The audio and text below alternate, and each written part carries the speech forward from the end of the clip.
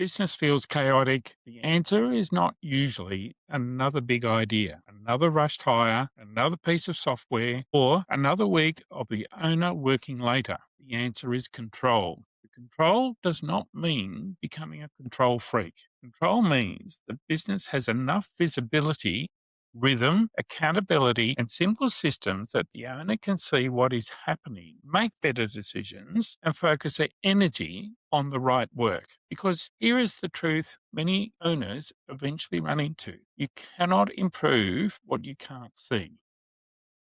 You cannot delegate what has not been made clear, and you cannot hold people accountable for standards that only live in your head. You cannot build a better business if every week is driven by the loudest problem, the latest customer issue, the next staff question, or the cash pressure that suddenly appears on Friday afternoon. So today, I want to talk about moving from chaos to control, and more specifically, the first system every owner needs to have. Hi, I'm Phil Badura at Action Coach Business Steps. In this video, I want to dig into something very practical: how a business owner identifies which systems matter, how to prioritize which systems to implement first, and why that skill is one of the key traits of a successful business owner. Because most owners already know they need systems. They're saying things like, we need better processes, we need better follow-up, we need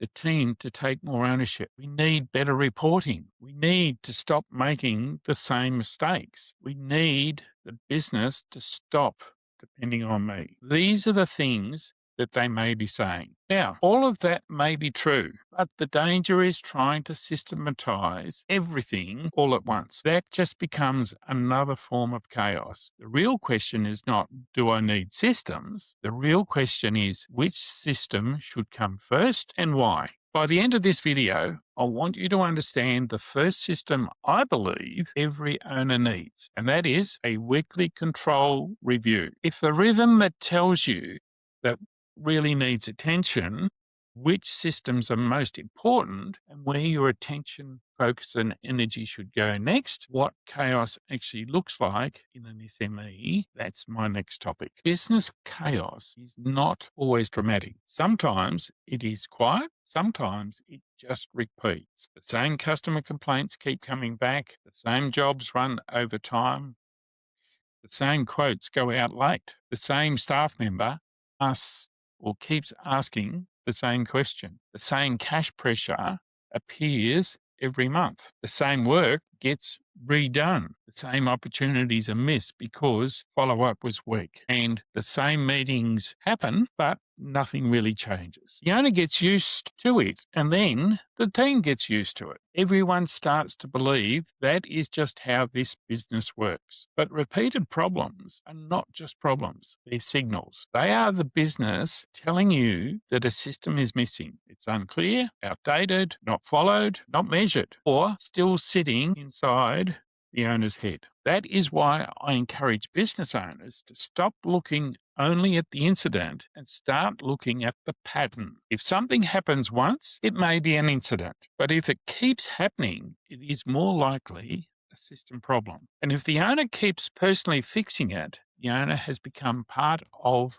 the system. That is where chaos starts to become expensive. Systems matter because they turn good intentions into repeatable performance. That is a simple sentence, but it is a big idea. Most owners, or most business owners, do not have a lack of good intentions. They want good customer service and they want strong sales follow-up. They want quality work with clean handovers. They want the team to communicate, and they want profit with great cash flow and want fewer surprises. But good intentions are not enough. If the sales process is not clear, follow-up becomes personality-based. If the delivery process is not clear, quality becomes experience-based. If the numbers are not reviewed weekly, decision-making becomes bank balance based. If roles are not clear, accountability becomes mood based. And if the meeting rhythm is weak, problems become interruption based. If customer standards are not written, service becomes memory based. And if the business lives in the owner's head, growth becomes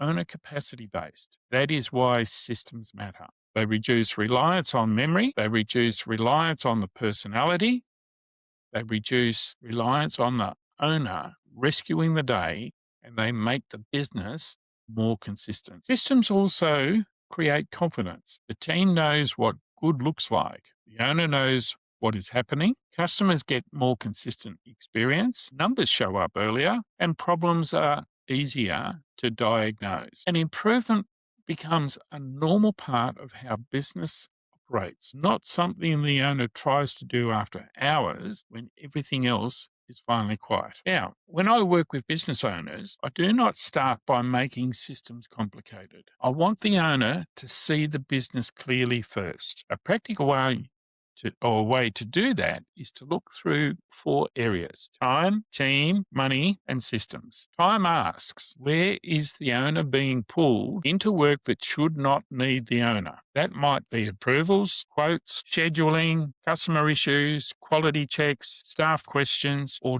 daily problem solving. Team asks, where is ownership unclear? That might be vague roles, weak accountability, inconsistent meetings, underperformance being tolerated, or people bringing problems without proposed solutions. The money side asks, where is the business leaking profit, cash, or opportunity? That might be poor pricing, weak margin, slow invoicing, rework, discounting, or conversion, no follow-up, or decisions being made without the right numbers. The systems side then asks, what still lives in the owner's head? That might be the sales method, the customer onboarding, job handover, supplier ordering, quality checks, recruitment and training, complaints, stock control, or the weekly management rhythm. So this gives you a practical map. It stops the owner saying everything is a problem. Everything may feel like a problem, but everything is not the first priority. The first job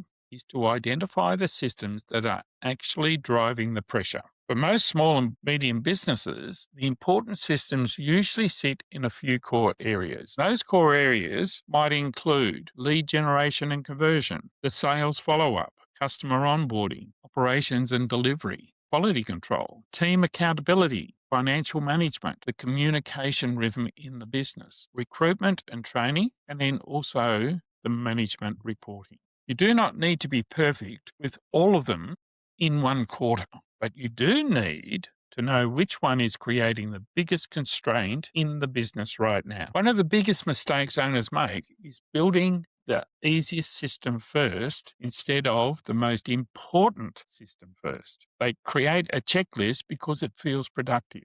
They buy software because it feels modern. They rewrite a procedure because it feels comfortable. And they hold a meeting because it feels like leadership. But if the system does not address the real constraint, the business may become more organized without becoming better. Let me give you an example. An owner might spend 3 weeks documenting an operations procedure because the team is making delivery mistakes. Now, that might be useful, but when we dig deeper, we may discover the real problem starts earlier in the process. The sales team is promising custom work without checking the capacity. The quote is unclear, the handover from sales to operations is poor, or the job starts with missing information. In that case, the first system might not be the delivery checklist, it might be the sales to operations handover system. Another owner might think that they need a staff training manual because the team keeps interrupting them.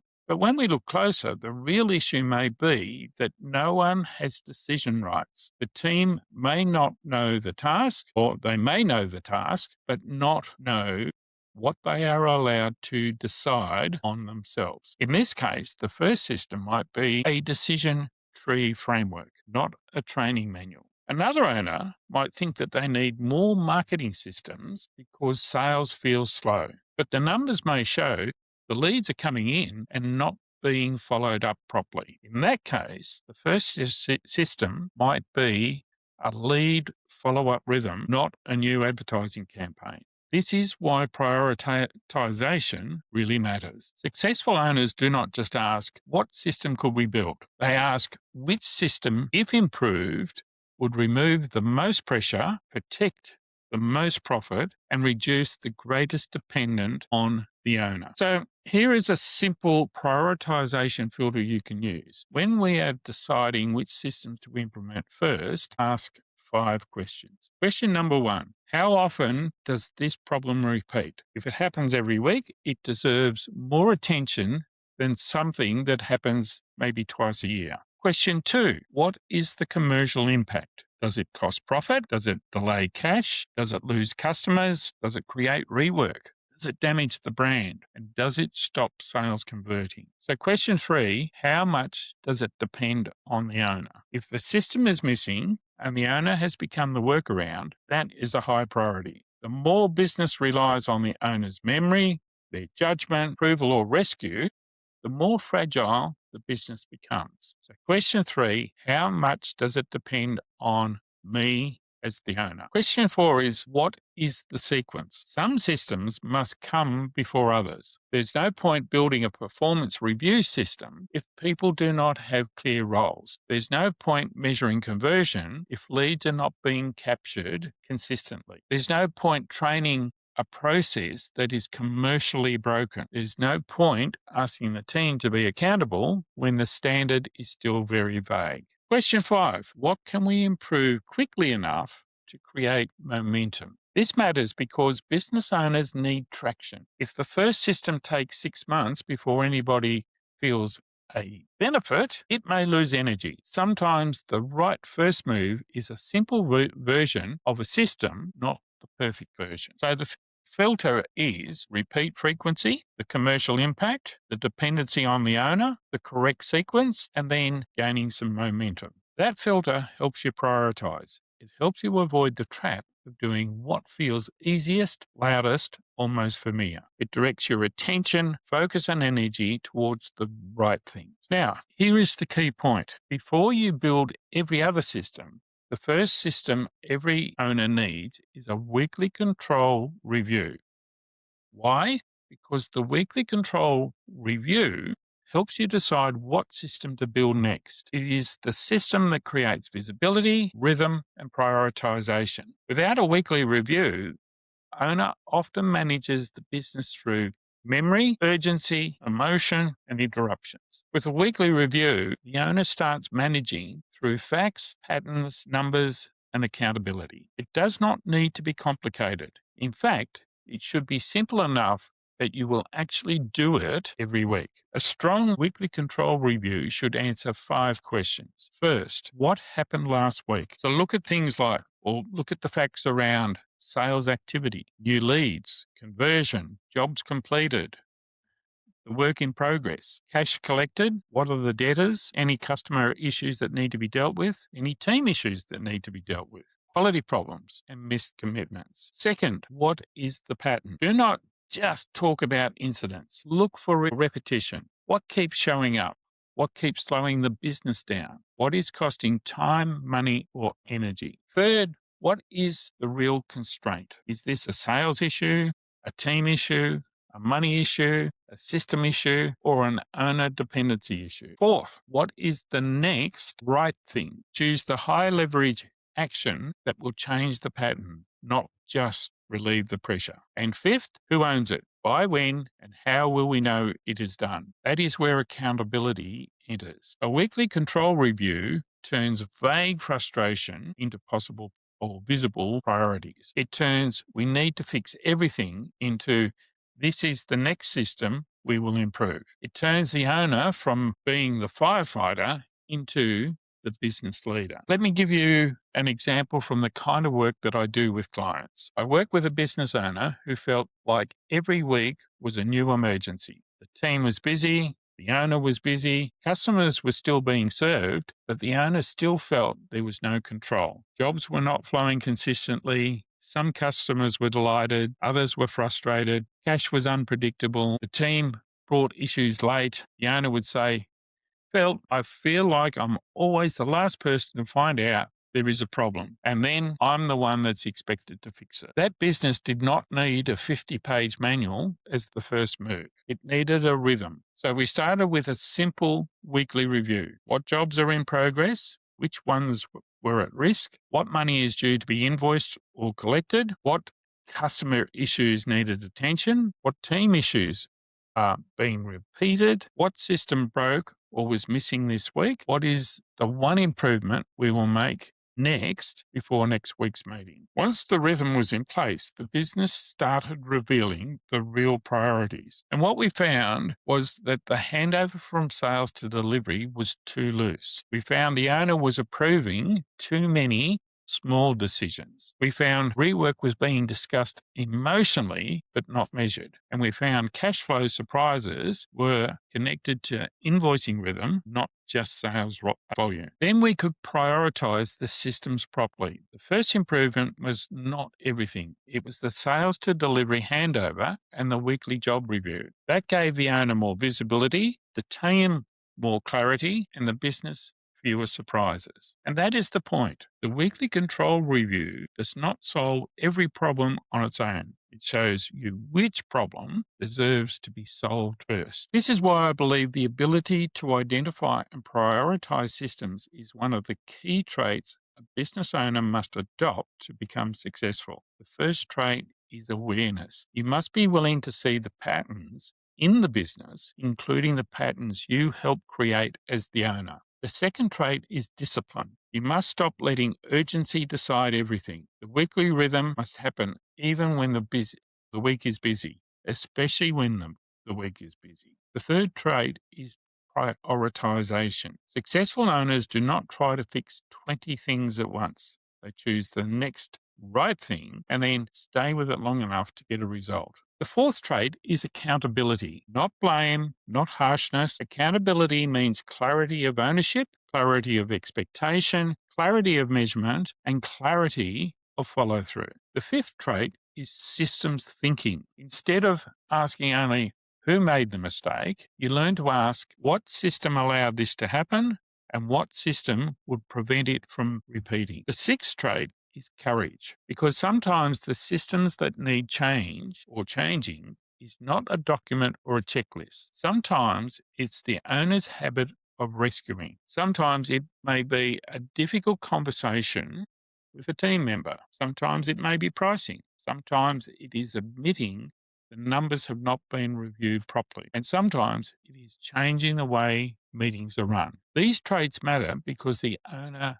sets the standard. If the owner is scattered, the business becomes scattered. If the owner is reactive, the business becomes reactive. If the owner avoids the numbers, the business avoids the numbers. And if the owner tolerates unclear accountability, the team learns that unclear accountability is acceptable. But if the owner brings attention, focus, and energy to those right things, business starts to learn a new rhythm. So let us make this practical.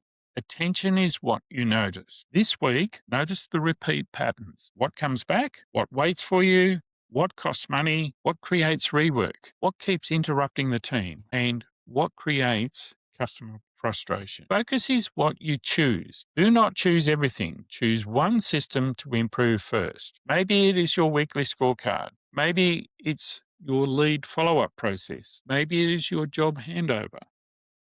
Maybe it's your team meeting rhythm, or maybe it's your invoicing and data follow-up, or even maybe it's your role clarity and decision rights. Energy is what you execute, not what you intend to do, not what you talk about doing. What you actually put into the calendar, communicate, train, measure, and follow through on, that is how change happens. The right things are usually not complicated. They are the few actions that make the business stronger rather than simply making the owner busy or busier. So here's my challenge to you. Before you try to fix everything, install the first system, a weekly control review. Look at your time, team, money, and systems. Identify the repeated patterns. Choose the system that has the greatest impact, the highest repetition, the biggest owner dependency, and the best opportunity to get some momentum. then take action. If you're tired of the business feeling chaotic and you want a clearer view of what really matters or needs attention, schedule a meeting with me. We'll look at your business together.